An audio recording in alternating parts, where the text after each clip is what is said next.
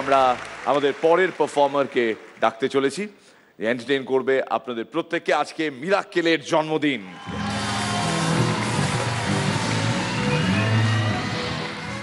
শুভঙ্করকে অসংখ্য ধন্যবাদ, শুধুমাত্র আমাদের বেলুন কিনে দেওয়ার জন্যই নয়, বসে বসে এগুলো ফুলিয়েছে ও এর জন্য। শুভঙ্কর, গ্যাস অম্বল বুক জ্বালা থেকে মুক্তি পাওয়ার জন্য তোমাকে আগে অনেক কিছু বলেছি, কিন্তু আজকে তুমি গ্যাসটাকে এইভাবে কাজে লাগিয়েছো। আপনি কি ভাবলেন ও মুখ দিয়ে ফুলিয়েছে? প্লিজ ওয়েলকাম পলাশ অধিকারী।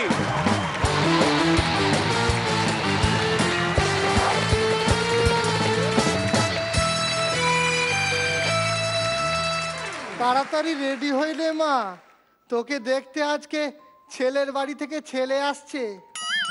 ওই দেখো বোকা মেয়ের কাণ্ড। ঠক ঠক ঠক, এই রে এসে গেছে মনে হয়। হ্যাঁ এসো বাবা এসো। ও আপনার ঘরে না বড্ড গরম, আমি আবার গরম একদম সহ্য করতে পারি না। ওই দা বিয়েতে একটা এসি দিচ্ছেন তো? হ্যাঁ, এটা একটু বেশি হয়ে গেল না? না না, আপনি কিন্তু ভাববেন না যে আমি পণ নিচ্ছি। তবে হ্যাঁ, কটা বাজে? এখন বাজে 11টা। তো তুমি হাত ঘড়ি পরে আসনি বাবা? ও হ্যাঁ, ভালো কথা মনে করেছে, একটা হাত ঘড়িও দেবেন তো। দেখো বাবা, আমি ভেবেছিলাম আমার মেয়ের হাত তোমার হাতে তুলে দেব। শুধু হাত কেন, টাকা দিন, গোটা মেয়েটাকেই তুলে নেব। বাবা তুমি আমার মেয়েকে দেখবে তো? না দেখলেও হয়, তোকে দেখি। মা মুখটা তোলো মা। না, আমি তো ভেবেছিলাম ফর্সা, আপনার মেয়ে তো কালো। বাবা আমি ভেবেছিলাম তোমাকে 1 লাখ টাকা দেব, তা তোমায় আমি 1.5 লাখ টাকা দেব। না, একটু বেশি কালো। তা বাবা আমি তোমায় 2 লাখ টাকা দেব। না, কাছ থেকে তো আরো কালো লাগছে। বাবা, ছেলেকে জল খাও, ছেলের চোখে অন্ধকার দেখছে। কি? না মানে আমার ঘরে না আমার চেয়েও কালো একজন আছে। ও কোনো ব্যাপার না, টাকা দিলেই হয়ে যাবে। কিন্তু বাবা ও তো রাতে খুব কম দেখে। কোনো ব্যাপার না, একটু টাকা বেশি দিলেই হয়ে যাবে। কিন্তু বাবা ওর হাইটটাও খুব শর্ট। কোনো ব্যাপার না, টাকাটা আর একটু বাড়িয়ে দিলেই হয়ে যাবে। ছাগলটার সঙ্গে বিয়ে দিয়ে দাও, গাধাটার সঙ্গে ভালো মানাবে। কোনো ব্যাপার না, টাকাটা আর একটু বাড়িয়ে দিলেই। আমার সাথে ইয়ার কি হচ্ছে? আমি বলছিলাম কি বাবা, দেখো আমি চাই না যে আমার মেয়ের একটা গাধার সাথে সারাটা জীবন কাটিয়ে দিক। হ্যাঁ, আমিও তো তাই চাই, ওই জন্যই তো আপনার থেকে দূরে সরিয়ে নিয়ে যেতে এসছি। কি বললে তুমি? না দেখুন, ভাববেন না যে আমি ফোন নিচ্ছি। তবে হ্যাঁ, আপনার মেয়ের 23 বছর বয়স হয়েছে, টাকা তো একটু দিতেই হবে। দেখো বাবা, আমার মেয়ের 23 বছর বয়স, ছোট মেয়ের বিয়ের জন্য আমি 1 লাখ টাকা তুলে রেখেছি। আহারে। আর আমার মেজো মেয়ে, ওর বয়স আবার 30, ওর জন্য আমি 5 লাখ টাকা তুলে রেখেছি। আহারে। আর আমার বড় মেয়ে, ওর তো একটু বয়স বেশি, 35, ওর জন্য আমি 20 লাখ টাকা তুলে রেখেছি। আহারে, আপনি এক কাজ করুন, ছোট মেয়েটাকে ক্যান্সেল করে বড়দির সঙ্গে আর গিয়ে দিয়ে দিন। সে কি করে সম্ভব? ওহ, আপনার ঘরে না বড্ড গরম, দেখ আমার সারা শরীর মনে হচ্ছে জ্বলছে। ও সেই জন্যই এত দাও দাও করছেন। বাবা তুমি এত টাকা চাইছো কেন? দেখেন, বিয়ে যখন করছি, বাচ্চা তো একটা হবেই। হ্যাঁ সে তো হবে, তাই তো বলি, যতক্ষণ দেহে আছে প্রাণ, প্রাণ কনে পৃথিবীর সারা জঞ্জাল। এই বিশ্বকে এই শিশুর বাসযোগ্য করে যাব আমি। বাহ বাহ। বিশ্বকে শিশুর বাসযোগ্য করতে তো জঞ্জাল ছাড়াতে হবে, আর জঞ্জাল ছাড়াতে খরচা আছে। সে কি? আর তাছাড়া আপনার মেয়ে না বড্ড রোগা। এই তুমি এত রোগা কেন গো? দেখুন, আগেকার দিনে মেয়েদের বিয়ের সময় দাড়ি কল্লার একদিকে মেয়েদের বসানো হতো, আর একদিকে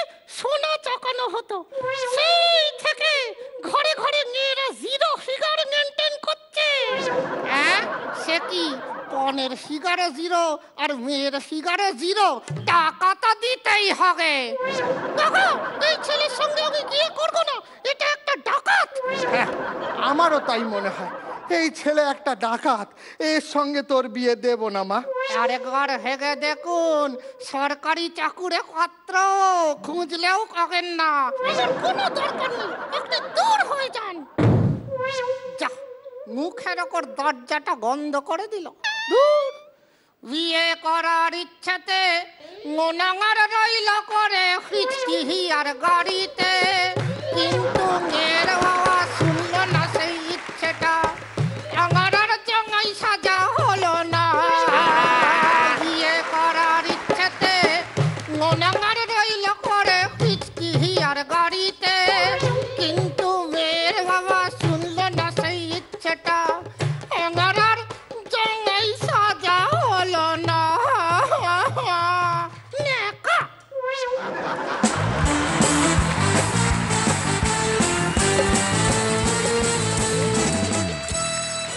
হ্যারি বেলাফন্টের জামাইকা ফেয়ারওয়েল, এটা একটা নতুন সংস্করণ দেখলাম আমরা। রনিদা, জামাই গ্রাম পঞ্চায়েতে সমাজ সচেতনতার উপর একটা ছোট্ট যে পাপেট শো দেখলাম, সেটা খুবই চমৎকার লাগলো, খুবই উপভোগ করেছি। কিন্তু ওই বাকি যেগুলো বলি ব্লা ব্লা ব্লা ব্লা, তুমি বুঝতে পারছো, সেগুলো বলছি না। এমনি খুব এনজয় করেছি, চমৎকার, অল দ্য বেস্ট।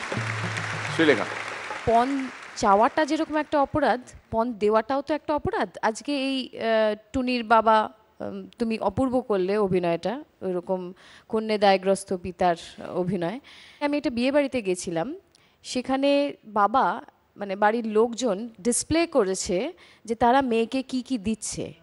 তো এরকম একটা গাড়ি ছিল, একটা ফ্রিজ ছিল, সম্ভবত একটা এসি ছিল, আরও কি কি যা যা ছিল সেরকম একটা ডেমো, একটা ডেমনস্ট্রেশন, এবং লোকজন সেখানে দাঁড়িয়ে দেখছে এবং সেটা ঘুরছে, এরকম গোলাকৃতি ঘুরছে এবং সবাই দাঁড়িয়ে দেখছে। আমার মনে আছে আমি তখন অনেক ছোট, আমার গা ঘিন ঘিন করে উঠেছিল। সেই সময় আমার অত চেতনা বোধ, অত কিছু হয়নি, কিন্তু সেই সময় ওই ফিলিংটা আমার মধ্যে কিন্তু হয়েছিল। এবং এটা থ্যাঙ্কস টু ইউ, যে তুমি তোমার পারফরমেন্সের মাধ্যমে, হয়তো খুব হাসিনি, খুব শুনছিলাম, খুব মন দিয়ে শুনেছি। এবং এটাও বোধহয় একটা মেসেজ, এই মিরাকেলের প্ল্যাটফর্মটা যে শুধু হাসির প্ল্যাটফর্ম নয়, এটা দিয়ে অনেক কথা বলা যায়। তো সেইগুলো বোধহয় কোথাও একটা পৌঁছানোর দরকার। টুনির মতো মেয়ে অবিবাহিত থাক, নিজের পায়ে দাঁড়াক, বাবার পাশে দাঁড়াক, গেলাসের মতো এরকম ছেলে যারা পঞ্চায়, তাদের মুখের উপর দরজা বন্ধ করে দেওয়াটাই শ্রেয়। Thank you so much. মাঝখান থেকে কেস খেলো গেলাস, জোর কেমন লাগলো? ও সাবজেক্টটা ডেফিনেটলি আমার খুব ভালো লেগেছে, এবং এই দুজনকে নিয়ে এরমভাবে পারফর্ম করাটা ইটস ভেরি ডিফিকাল্ট। মানে যারা এটা করতে পারে, আমি মনে করি যে তারা specially blessed from God. All the best. পরান্দা, এটা তো আজকের সমস্যা নয়, তখন তুই হোসনি, তোর বাবা তখন খুব ছোট, তার ঠাকুরদাদা ছোট, তখন থেকেই প্রবলেম, সামাজিক সমস্যা। এটা আজকেরও প্রবলেম, শুধু যে গ্রামে হয় এমন কথা নয়, শহরের বুকে হয়, তার ফর্ম আলাদা। আজকে এই সব বিষয়টা নিয়ে যদি হাজির করলি, হেসেছি কম, ঠিক আছে, কিন্তু আমাদের অনেক দিন ধরে বহন করে আসা একটা সমস্যা আবার সামনে তুলে ধরলি। আমি মিরাক্কেলে এই টুনি আর গেলাসের ব্যাপারে দুজনকে নিয়ে এটা নতুন করে উপভোগ করলাম। Very good. একটা কথা যেটা আমাদের নিজেদের তরফ থেকে বলার, সেটা পলাশের এই পারফরমেন্স না হলে হয়তো বলার সুযোগ পেতাম না। এমন নয় যে একেবারে নিম্ন শ্রেণী বা নিম্ন মধ্যবিত্ত শ্রেণীতেই এই পণের জন্য জোর জুলুম হয়। অনেক সম্ভ্রান্ত বাড়িতে আমি শুনেছি এরকমটি হয়ে থাকে, এবং ওই স্রেফ ফ্যামিলির নাম সবার সামনে এক্সপোজড হয়ে যাবে বলে অনেক মহিলারা, মানে বিবাহিত বৌমারা, তারা এই বিষয়টা সম্পর্কে প্রকাশ্যে মুখ খুলতে চান না। আজকে থ্যাঙ্কফুলি আমাদের সরকারের তরফ থেকে, ভারতবর্ষের সরকারের তরফ থেকে এমন অনেক স্টেপস নেওয়া হয়েছে, ভবিষ্যতেও নেওয়া হবে, যেখানে গার্ল চাইল্ড থেকে শুরু করে বিবাহিত মহিলাদের যাদের উপর অত্যাচার হয়েছে এই পণের নামে, তাদের জন্য কিছু করার প্রয়াস আমাদের সরকারের তরফ থেকে সব সময় থাকে। তো আপনাদের শুধু ওই খোলস থেকে বেরিয়ে আসতে হবে, you will just have to speak out. কারণ আপনারা চুপ করে থাকলে এই জিনিসটাকে আরও বেশি প্রশ্রয় দেওয়া এবং আরও আপনাদের পরে আরো অনেক মহিলাদের ভবিষ্যৎ নিয়ে খেলা করা, এটাকে প্রশ্রয় দেওয়া। তাই যারা দেখছেন এই মুহূর্তে, আই এম শিওর অনেকে আইডেন্টিফাই করতে পারবেন, রিলেট করতে পারবেন। আপনার বাড়িতে যে কাজের মাসি আসে, শুধুমাত্র তার জীবনে এটা ঘটে না, খোঁজ নিয়ে দেখবেন আরো অনেক উঁচু মহলে এটা ঘটে থাকে।